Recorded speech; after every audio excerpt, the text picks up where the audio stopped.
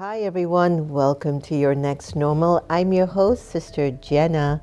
We're broadcasting live from the beautiful Brahma Kumaris Meditation Museum.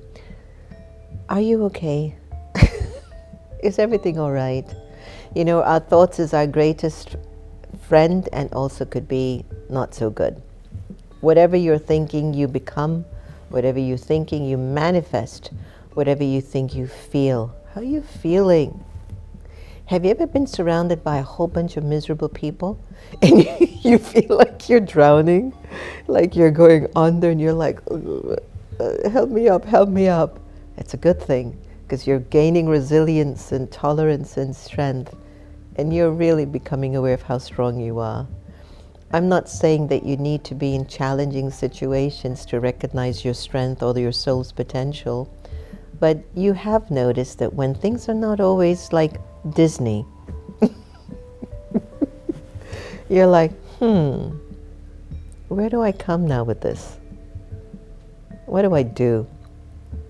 Have you ever had moments where your day's going really super great, then all of a sudden you get a phone call? Or somebody comes to the house and visits you and is all angry and upset with you, and you do the big mistake of grabbing and holding their sorrow and pain or their anger or rage. You begin to take it. You take it in. You were fine. You did what you're supposed to do. You cooked, you cleaned, you laughed, you helped, you sat for moments of breath. The person knocks on the door, your neighbor, something, your boss, your colleague, a relative. I tell you. And you're like, what? Look at where you are. Look at where the soul is. Well, what? How can I help you? You, and then this is what you do. Oh my God. And then you take it in and it becomes yours. And you start to lose your soul's power and your soul's potential. Every single one of us, 8 billion of us, even if you're a tiny little baby, have the power to choose how you want to serve your spirit. The world is collapsing, but it's also increasing and growing. Simultaneously, both are happening. There are some people who want to contribute to Armageddon. It is the inevitable. And there are some that are saying, well, after you've done destroyed us, we're going to construct. We're going to be on this side of history, creating power and truth, where at least we can accept and appreciate that once the soul has entered the body, it is supposed to be happy.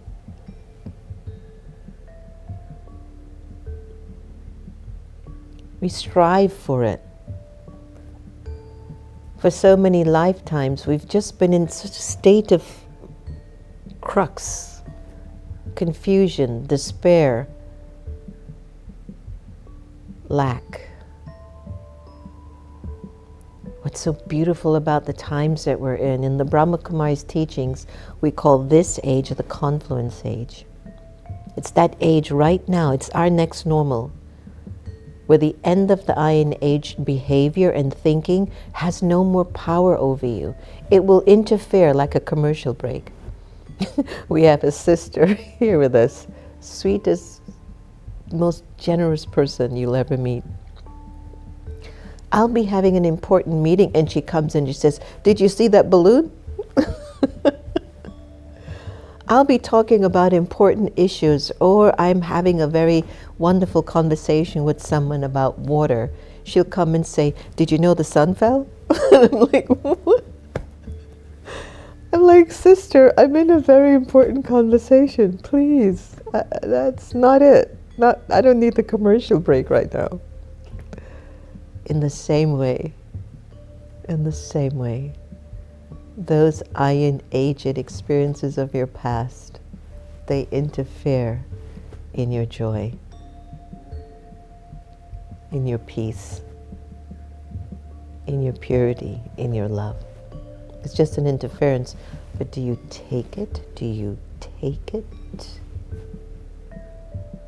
Do you take the rubbish that people are throwing away? And then after they throw their rubbish on you, they walk away quite happily. Tunka, tunka, tunka, tunka, tunka. Have you seen that? Have you seen the people doing that? Ka-tung, ka-tung. And then you're stuck with it. And you, the soul that has so much potential, become the garbage bin for others. So what is the power of your soul? The power of your soul is to understand the deep significance in not taking the rubbish from others. But the irony to the equation is that you've got rubbish of your own. You know what I'm saying? You have your own rubbish. There is rubbish also that you've accumulated on your own from your journey. And then another person is throwing their rubbish out there. There's something that I've learned in Raj Yoga meditation, and it has taught me not to spill my rubbish on others, but to spill it in God's love. I've learned how to focus my energy, and when something is disturbing me, to go to Baba's light, to just go into God's love and say, Baba, take this from me. It's not mine to keep. Anger, lust, greed, attachment, ego, that's not mine to keep. That belongs to another sector of the society, the one that's destroying the world, the one that's contributing to Armageddon. That's not mine to keep. The soul that has the power and the potential is at the most pivotal, most profoundly powerful, transformative moment of your life. It is at the confluence. And at the confluence, it means this is my next normal. My next normal is filled with power and light and might, and practicing to bring that energy into the soul over and over and over and over again. I'm practicing. I'm practicing to become God's number one angel. Are you?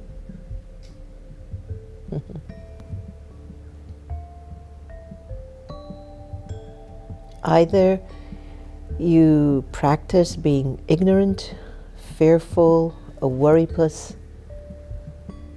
Either you practice to be jealous, insecure, sad, and depressed, or you practice to be God's number one angel, because it comes from here.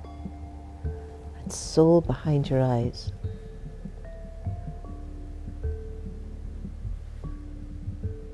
Your thoughts create your reality.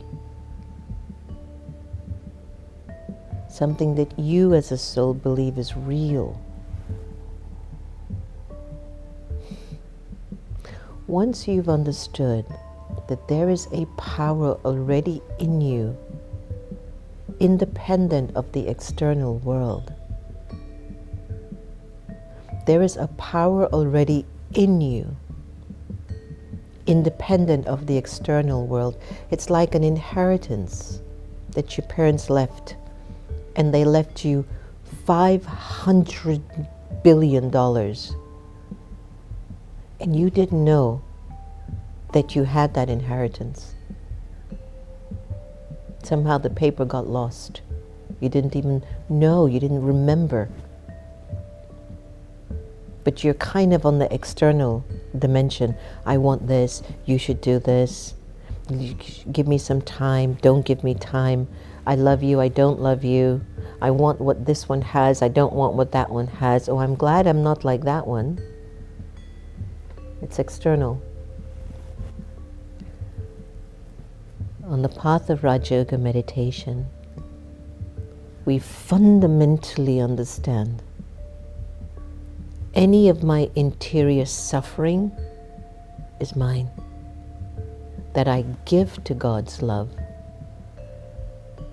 And the more I have experienced from myself, that I go to Baba, I go to God's light, I go to God's love, that influence of anger, lust, greed, attachment, ego, algae has absolutely no power over me. Like it goes crick, broke. There's no more access. I can't take it. Then the next person comes, knocks on your door. Knock, knock, knock. Let me in. Anger comes. Let me in. Hate comes. Let me in. Ego comes. Let me in. I'm going to huff and puff and blow this door down if you don't let me in. You can huff and puff all you want. I am not opening that door. I'm not letting you in. I'm not taking that garbage. I'm not your garbage bin. I'm God's number one angel. I've got soul power. I invest in thoughts that are connected to love and peace and purity and truth and joy, resilience, tolerance, creativity, understanding, wisdom, constructiveness, enthusiasm. There are a myriad of options that you have that you can choose from. Don't go with this average world of thinking anymore. It's okay, you get influenced. Yesterday, last night, I just started to view so many of the videos that we had captured from Sister Gita's last day. And those of you who are just joining in, Sister Gita was my mother, and she passed away on May 4th. And I still haven't had the time to sit with the fact that her physical presence isn't around me. Last night I just sat with that. And I just looked at her. We were feeding her, loving her, and her soul, it has so much power in it, but her body doesn't have it anymore. And I'm looking at her aura and her face, and I'm like, what a powerful being. What a beautiful being. She is God's angel. Number one, I'll take number two. But she's definitely God's angel. How beautiful of an existence she lived. I was talking to my dear friend, Reverend Sylvia of Unity of Washington D.C. And she was saying, despite whatever trauma Sister Gita went through as a child, she lived. We can talk all we want about how hard our life is. See if you can survive losing your parents at 7, being thrusted in orphanages, then going to identify your mom's body, a whole bunch of dead people at 7. No therapy, no psychologist, no psychiatrist, and you're walking with this fear of trauma. And then you show God's beauty in the midst of all of that. Don't tell me your life is difficult. You have it good. It can be better, but it's your soul's power to make it better. And guess what? Your soul has the power to be the best that you can be. You have to take that. I will take that, Sister Jenna. I will take what you've just reminded me of. I, the soul, am powerful.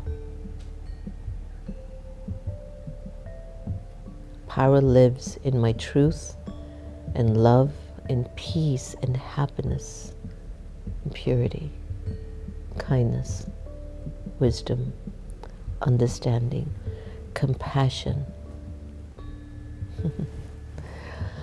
I hope you've enjoyed your blast this morning for your next normal. Just let me know how you're feeling and thinking in the chat. Let's take a few moments for meditation and settle into the words of wisdom that I've just shared with you.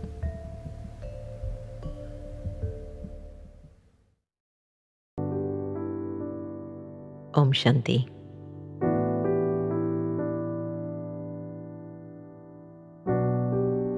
As I sit here in quiet reflection,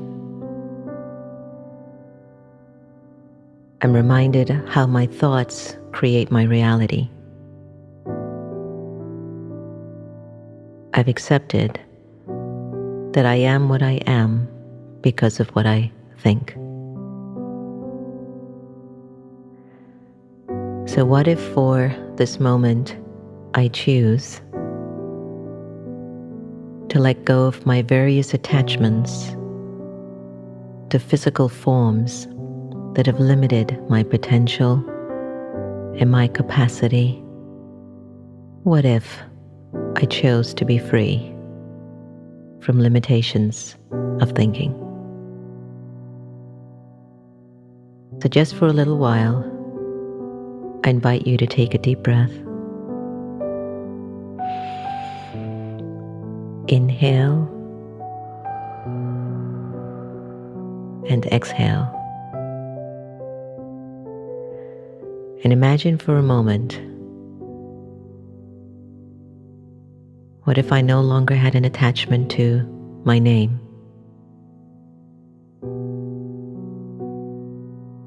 How would that feel?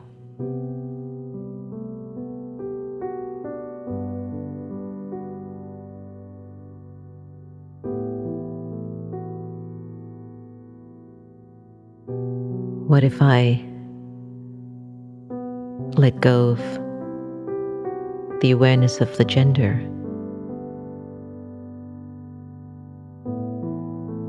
What if I let go of the roles that I play, the titles that I own?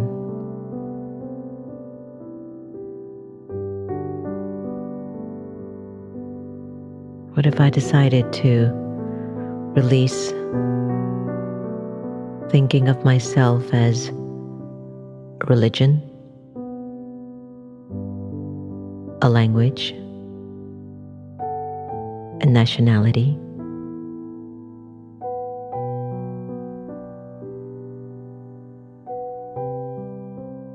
What if I choose to just let go of the name, gender, role, title, religion, language, nationality,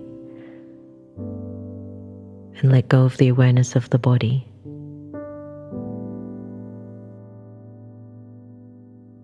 How would I feel?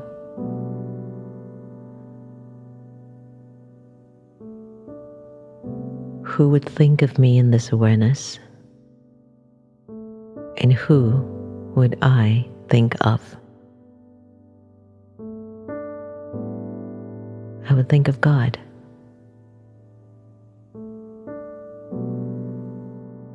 And God's remembrance would fall on me. And I, the living soul, would be completely free.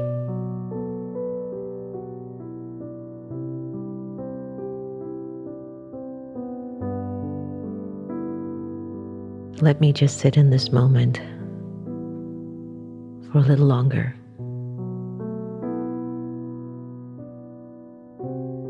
And just be free.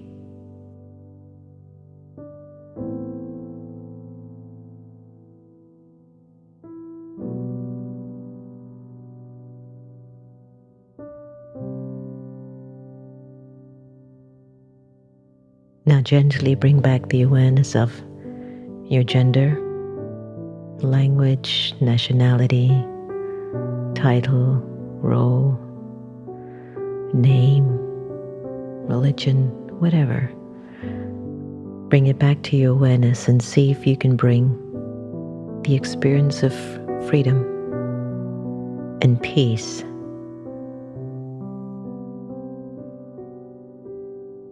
as you go out into the world and play your various parts.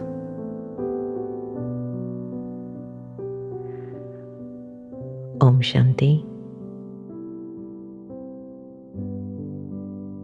Om Shanti. Om Shanti.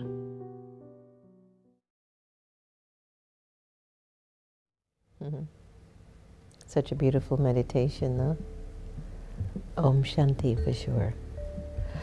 So, Santosh, let's look if chat is supporting anything your sister Jenna said this morning. What is really soul power? What is it? We all have it, but we don't use it all the time. Soul power is a concept often associated with the inherent strength, wisdom, and capabilities that stem from an individual's inner being or spirit. This idea transcends physical or mental power, emphasizing the importance of spiritual and emotional resilience. Here are some key aspects of soul power. 1. Inner strength. The ability to remain calm, focused, and strong in the face of adversity, drawing from deep within oneself. I shared that today, right? 2. Authenticity. Being true to oneself and acting in alignment with one's core values and principles. 3. Spiritual wisdom. Gaining insights and understanding through spiritual practices such as meditation, prayer, and reflection. Emotional resilience. The capacity to recover quickly from emotional setbacks, maintaining a positive and balanced outlook. Totally get that. Sometimes you're going to take the garbage that's been thrown at you, but do you keep it? You have to let things go. Compassion and empathy, the power to connect with others on a deeper level, understanding their experiences and emotions. I tell you, my dear friends, I love having this in my nature. To be very compassionate and empathetic, sometimes to a fault, as our producer Antonia will tell me. Purpose and meaning, living with a sense of purpose and direction, guided by a higher sense of meaning or calling. 7. Healing and transformation, the ability to heal yourself and others, fostering personal growth and transformation through spiritual practice. Beautiful. Thank you, Santosh. That is absolutely true. So soul power is your power. Now let us turn to our Sister Gita effect and soak in what this powerful soul is about to bestow onto us.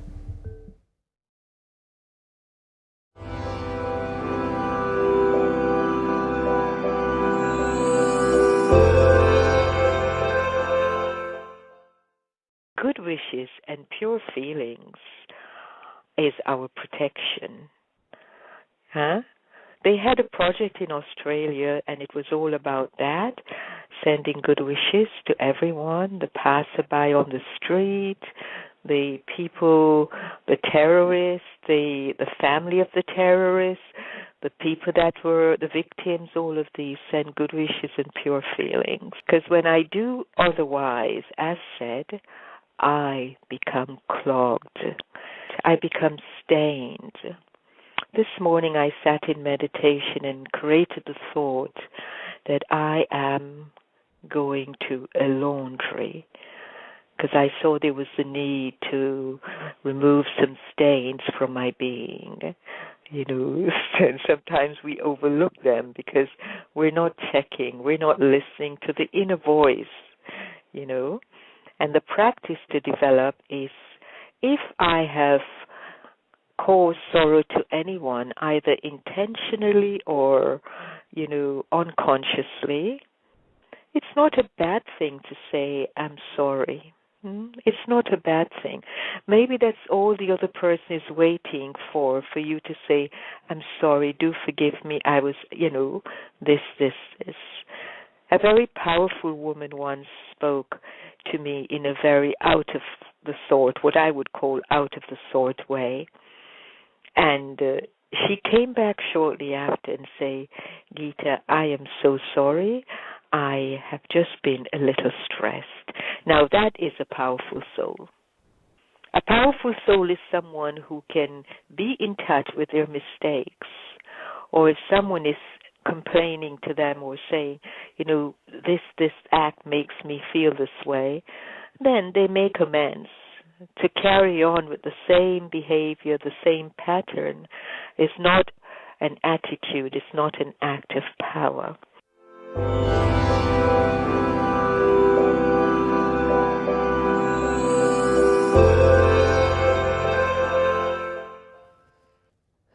What a beautiful beautiful spirit. We're so blessed to have a Sister Gita and to know that her soul continues and she's just playing, she's going to play another part. But yesterday, I did miss her. I have to confess. So for today's AVC Signal, while performing any task, stay merged in love of God's remembrance.